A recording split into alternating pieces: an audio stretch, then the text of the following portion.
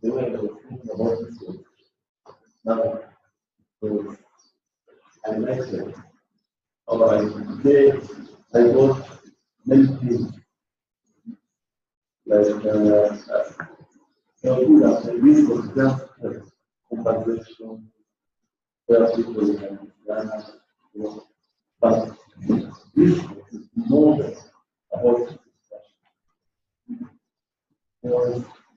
Now, this was, I think this was is one but it's what you think you're right. What you discuss and how you establish although the discussion is just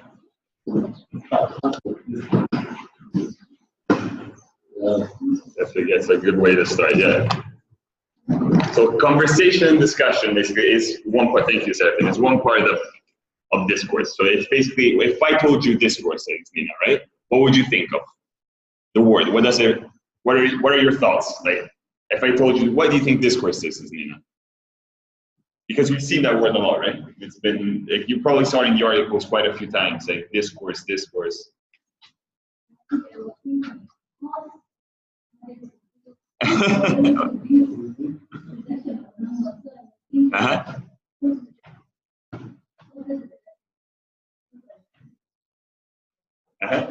So it's actually a funny word because it's it does have this and course, so it almost feels like course, like the course of something in a sense, right?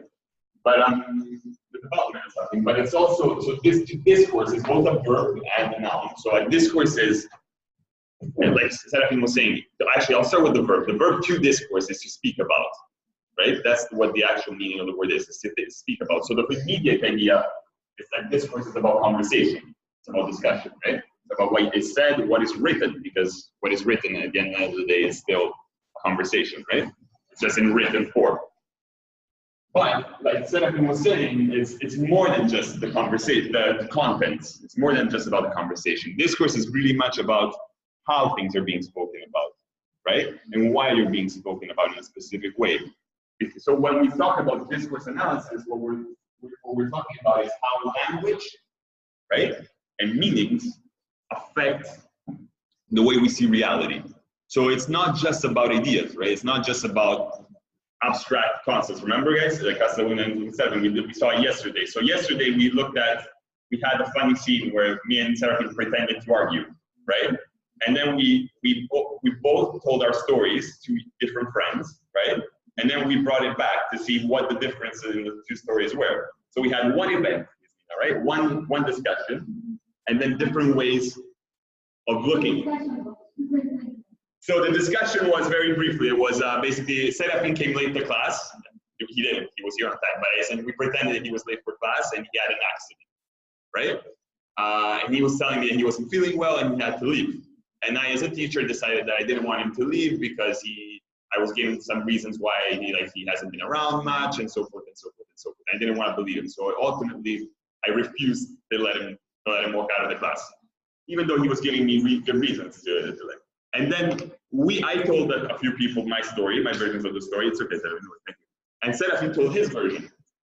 Then we wrote down both versions and we compared them to see basically what the differences were, because it was the same argument, right? But what we noticed is the way that the two stories were written were completely different, Nina. And what was interesting were the words that were used, because some examples were, for example, I talked about an accident, which is very general, right? It doesn't specify much. Serafin spoke of I was injured, so it was more specific, it was different, you see what I mean?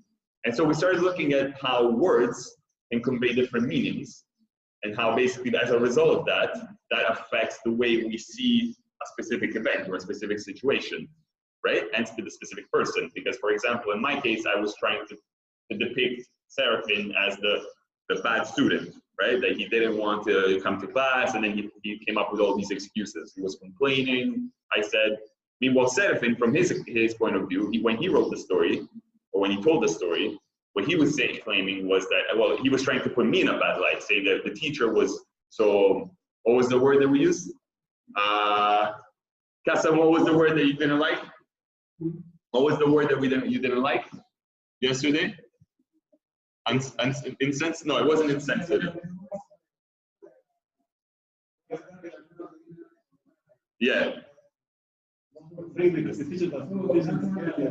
Careless, yes, careless.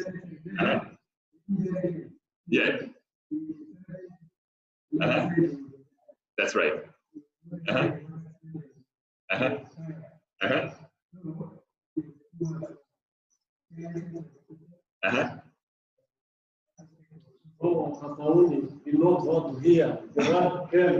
That's right.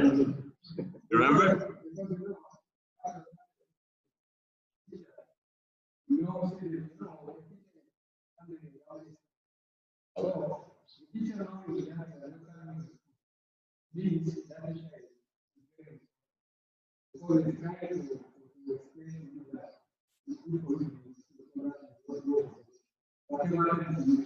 On the other hand, another one was learning to say no. The teacher was, yes, of course, when the student explaining, it's not the responsibility of the teacher to say no.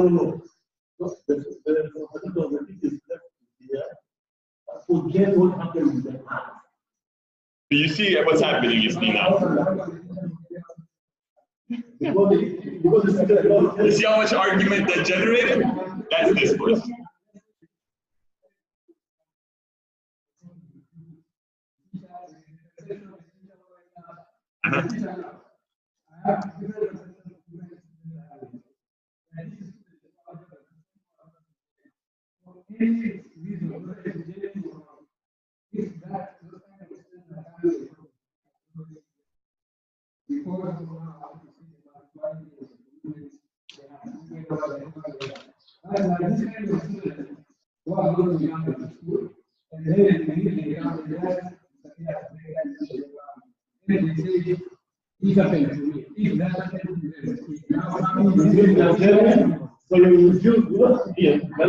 I love this.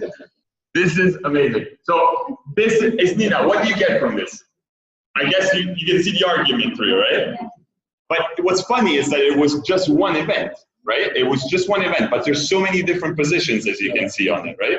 So this is what discourse is. So basically, it's talking about a specific event or writing about a specific event, but from many different positions, right? In a sense, and comparing those positions. And what tends to happen is that what we notice is that, as we were saying, the words are what are very important. And the reason for that is, if you guys remember our first article that we write together, McGregor, remember she said our words are never neutral, right? And this is the perfect example. See, the words that were used to retell the stories, Kasahun felt that the words were biased towards the student, right? That they were trying to empathize with the student. Serafin felt that the words that were being used in the other story were trying to depict the student negatively and favor the teacher. Now, why is this important? Why is all of this important? Like, why do we have to pay so much attention to words? Basically, why do you think it's so important to pay attention to these little, like, units of meaning? You know what I mean? What do you think?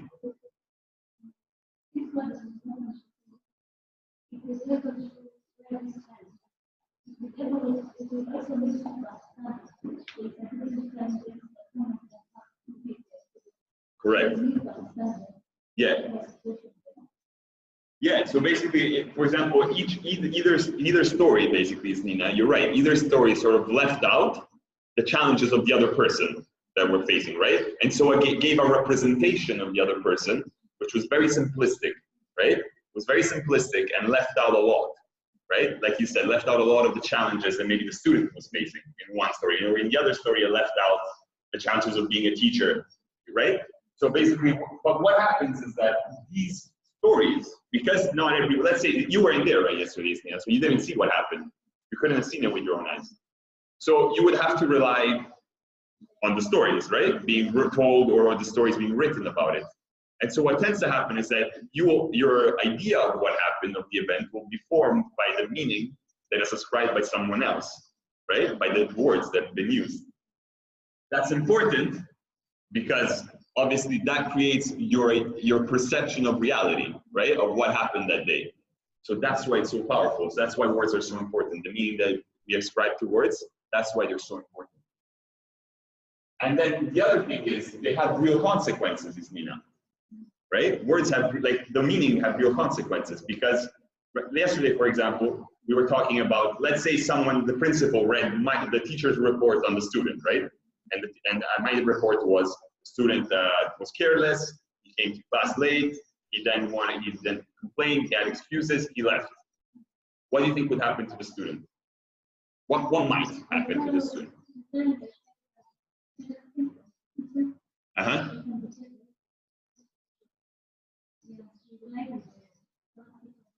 Yeah.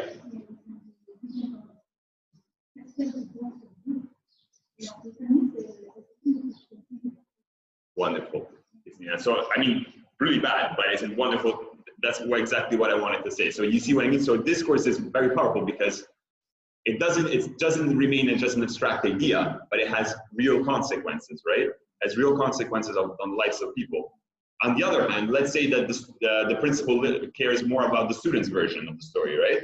And let's say, so the report of the student is, oh, the teacher was so careless, he made a big scene out in front of the class when I was giving him real reasons for me to leave and stuff.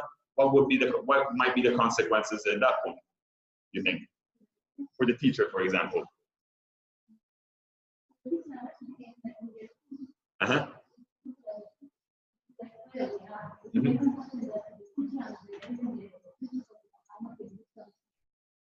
That's it.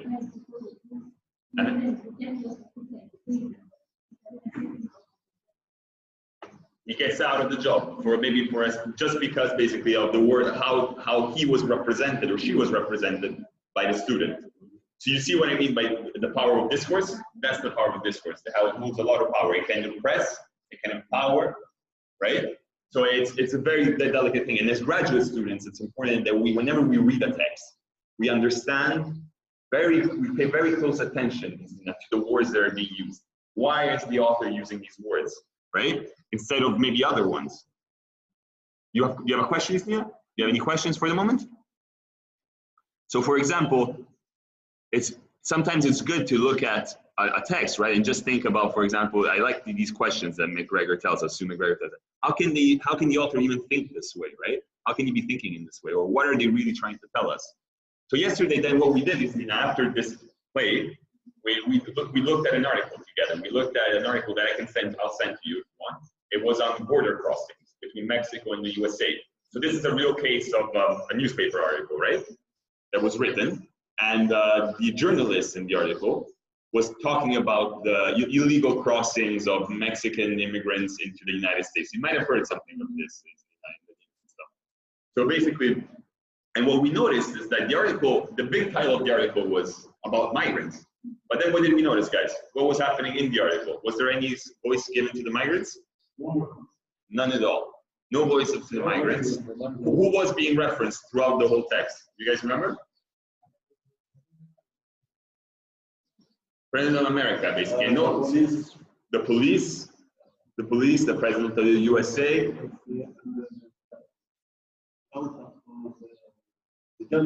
Yeah, the journalists. And so basically, there were so many players, right? Including the migrants, but the migrants had no place whatsoever in the article, right? Not even a single sentence. What was the pictures of migrants are not there. Why? I think 500 migrants, but even one thing. Yeah. Yeah. So basically, what we looked at is how the author was using the numbers to make a statement, right? He was throwing all these numbers at you in the article, like showing you like 500 migrants coming in, 69 arrested, 39 arrested on the other side. But there was that, like, first of all, the numbers seemed also in contradiction with themselves, and then secondly, why was the author trying to use so many numbers? You know, I mean, it's such big numbers. What did he want? What was the objective of that article, you think? I mean, you didn't see it. I mean, you didn't read it. But what we came to decide as a class was that probably the interest of the journal was to present a very strong case for the wall that they're trying to build in Mexico, right? See what I mean? So there were a lot of words, a lot of numbers being placed in that newspaper articles, which had a specific interest, a specific agenda, right? So we also looked at how the migrants were being represented and the words that were being used. And there were a lot of very negative terms, Christina. There were things like, what was it, guys? Cold-blooded criminals, cold-blooded criminals. They were being stone-cold criminals. That's right. Yeah, so stone-cold criminals. Flag waving as if they had these like thousands of migrants coming in, right? Like at the same time, like wearing flags. What else? Restless, undisciplined. Like they don't, you know what I mean? So they were being presented in a very negative way.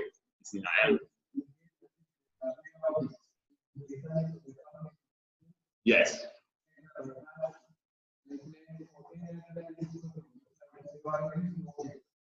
They were reduced to objects, correct? Like they were, like strip them back, basically. You know what I mean? Like it's as if they had no agency, no humanity. And so, for example, we saw also how the way that they were being spoken about. Here's Abdi. Actually, Abdi brought up a very good point. Yeah, he brought how basically like the United Nations was not even present in the article, right? The United Nations is one of the major agencies that deals with refugees, right, and migrants, but yet it wasn't present in the article at all. No interview, no voice. The only voices that were in the article were basically from the president of the USA and then state enforcers, right? So police and people like that. So it makes you think, right? It makes you think of what the author was trying to achieve with this newspaper article, and that's what we're starting from today, basically. So we're trying to work from there. I was just giving a summary, Abdi, from what we did yesterday, so you didn't miss anything much. It was just so that Istina could follow up on us. All right, so that's where we left off yesterday. So all of this, and then when I left you guys, everyone with a question, like, so why is all of this important, right? So why should we think about the different meanings that words can have and the different choices that we make with regards to language and discourse, right? So why is this all important to us? And what we started to think about yesterday was, well, power, right? That's one way, that's one reason why this is important, right?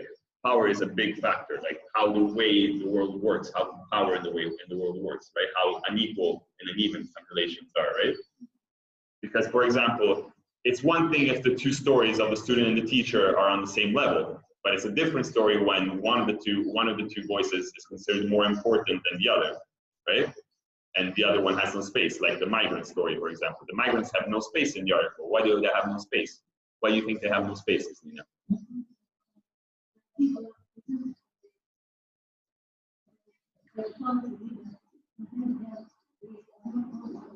Yeah, that's right.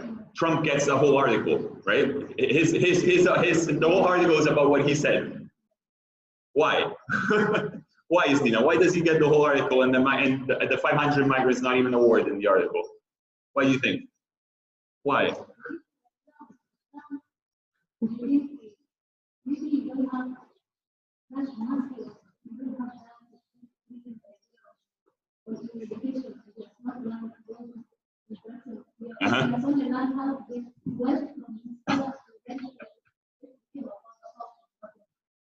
Yeah, so he's a powerful person. That's what you're saying. And so today we're going to look more at power. We're going to look at power. We're going to look at the politics of knowledge, basically.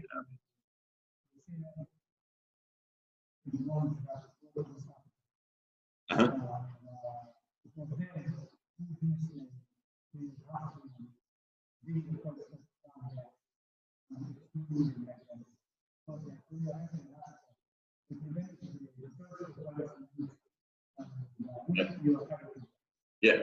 What you're trying to do with the text, basically, right? And he's right. Abdi's right. I don't know if, did you hear what Abdi was saying? So it depends basically why you're writing the article. In this specific case, the journalist is from, did you guys see the source? Where was the journalist from? You guys remember? CNN, right? What's the CNN? You guys ever heard of the CNN? Yeah, it's a huge American broadcasting company. It's basically one of the big national corporations of America in broadcasting, right? And so the journalist is doing the interest of the CNN. The CNN is an American reporting company. The USA, just like we saw yesterday, the USA is interested in stopping the migrants. That's what the article is doing. You have to keep that in mind. You have to keep in mind who the author is, the audience. Who is he trying to address, you think? In this case, who do you guys think he was trying to address, the author? Was he trying to address the migrants? No. Well, who do you think he was trying to address? Like, who was his audience? Who was his who was he hoping to write to, in a sense?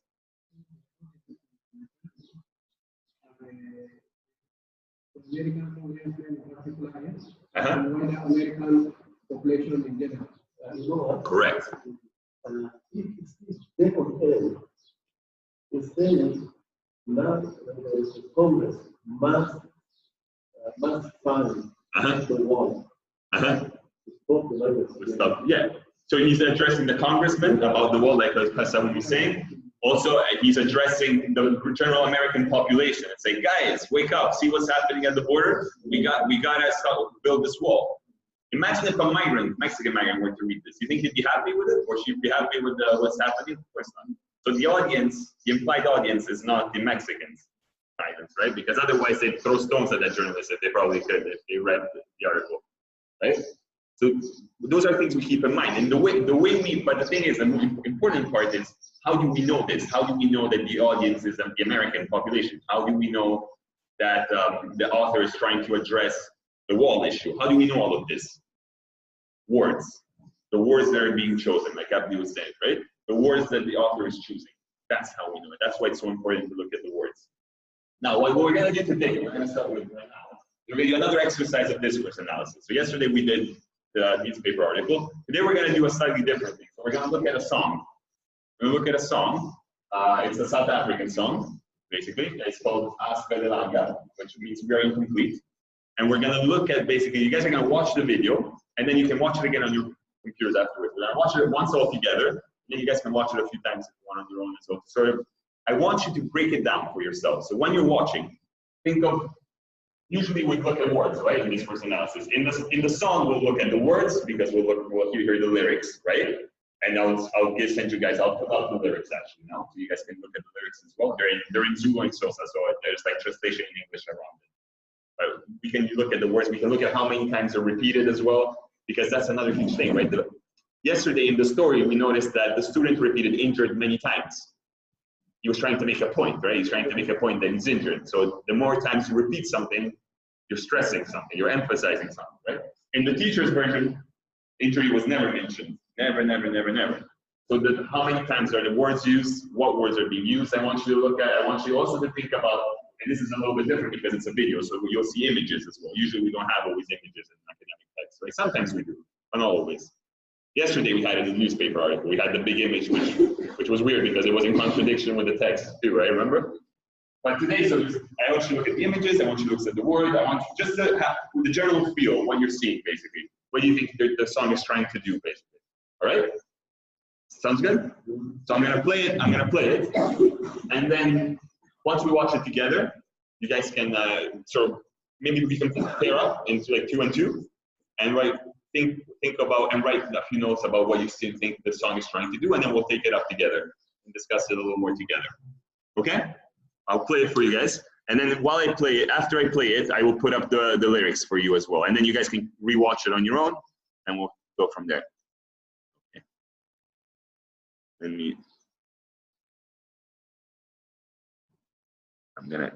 Sorry guys, it's gonna take a second. All right.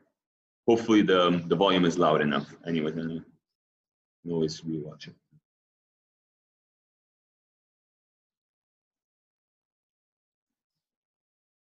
For the moment, don't focus on the words because I'm gonna put the lyrics up afterwards. For the moment, it's just have a general. Remember like what we said yesterday, Seraphin? You always start with an overview of the thing, right? A feel, an overview. Then we'll look at the lyrics and we'll look at the details of it.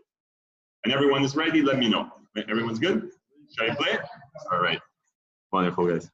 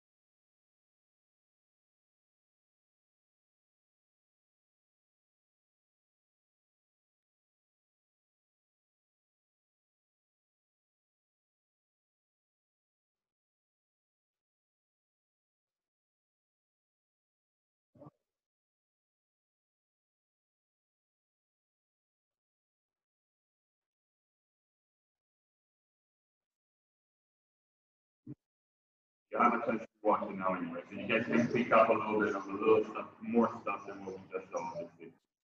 So that's the general idea. Maybe from this one you got a general feeling of what the video is. Now we're going to look at more specific, right? So what I want you guys to do is what I was saying. So you can, if you look at the PowerPoint presentation they gave you, there's the link to the video. So you guys can watch it, rewatch the video however many times you want as a pair. How do you guys want to pair up? I'll leave that up to you guys. You guys want to do Casa Una Nafti and Istina and Therapy since you're closer, or you guys want to mix it up to you guys? However you want to work, it's fine. For me, it doesn't matter as long as it's 2 pairs. Yeah, Casa Una Nafti and Serafin and Istina. Is that okay? Is that okay, Sarah? Yeah? Istina, is that good? Okay. So basically, you guys can rewatch it together. Let's say we have, let me see, what time is it now? 10:20. So 10 minutes. 10 minutes. You guys can rewatch it, discuss it. I'm gonna put up the lyrics in the meantime, and then I can send them to you guys too if you want. So this, just for some context, the song again is South African. It's from South Africa, Central South Africa, and it means it's in Xhosa and Zulu, which are the few of the you probably guys probably know a little bit more context even than me. Xhosa and Zulu are 2 of the local languages in South Africa, 2 of the tribal languages in South Africa. 2 of the major ones actually. And the song title is Aspedelalia, which means we are incomplete. And because as you might have seen this, you might have probably seen this, that it's referencing a lot of musicians, very famous South African musicians that passed away, right? So they're incomplete because, or at least that's the initial meaning that you get from it, incomplete because we're missing our popular musicians, right? So like Hugh Masekela, you might have heard of Hugh Masekela.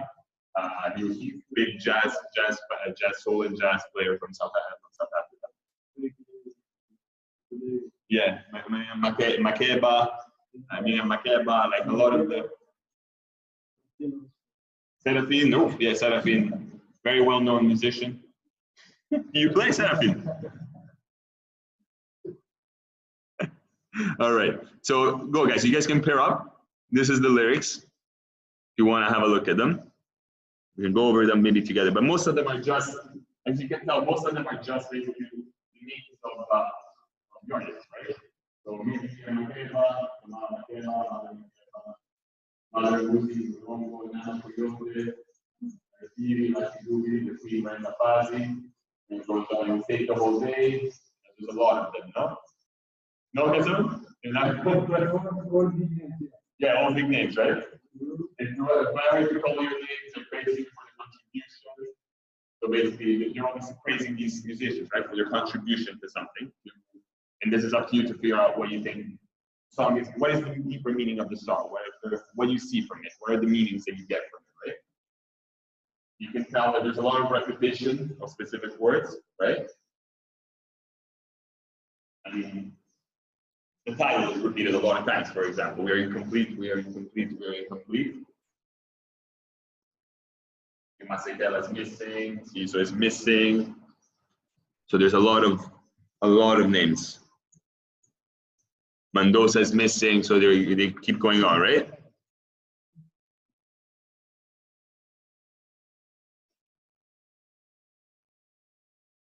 Okay, now I'll leave it to you guys. So you can rewatch it how many times you want. Pay attention to lots of little details, right? Just like you want to pay attention to the words of the text.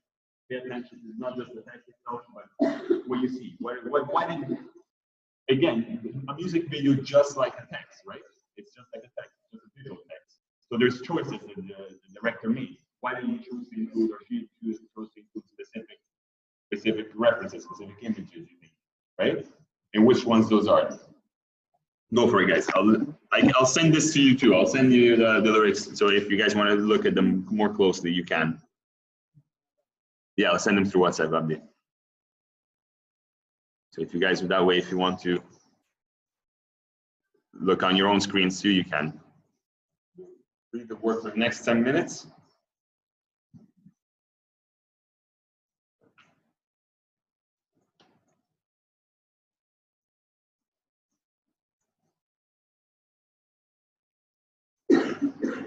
It's loading. Give me 1 second and I'll send it.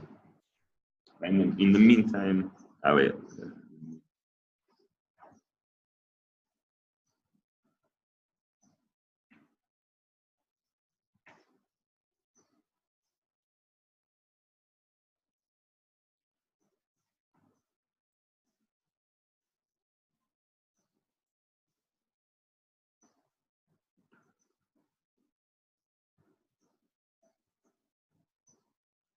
I'm trying to send them this way.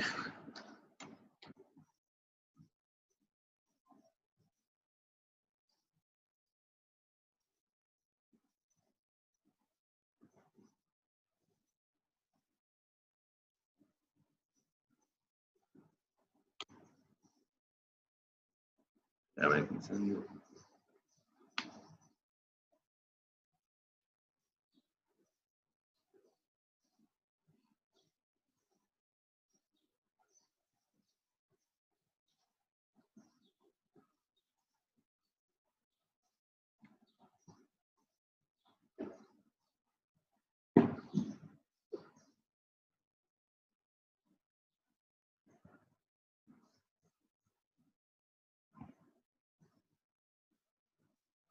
Okay, I sent it, guys. So you should have them individually too.